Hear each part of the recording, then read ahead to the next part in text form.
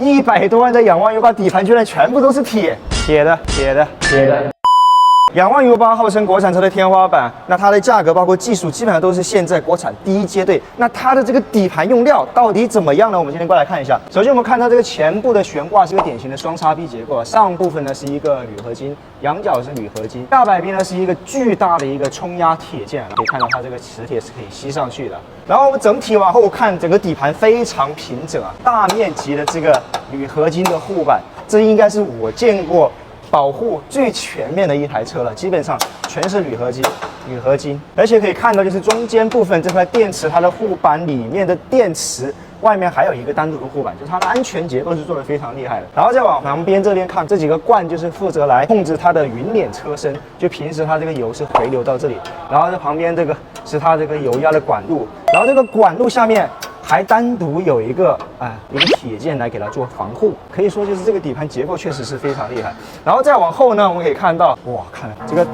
大粗壮的这个摆臂，虽然它也是一个冲压铁件，但是它的仰角包括它的一个上摆臂都是一个铝合金的铸件。然后最后大家可能看到这个铁件，觉得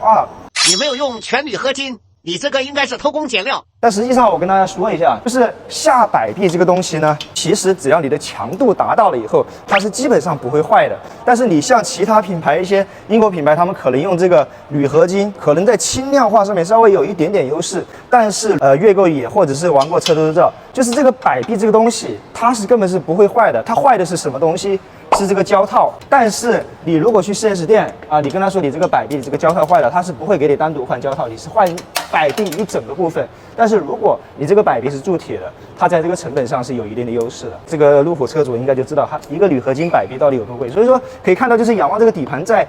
它的一个性能跟它的成本上是做得非常优秀的。该用铝合金的地方用铝合金，可以去做这个成本优化的地方，可以去做一下成本优化。就算这玩意你一整个换，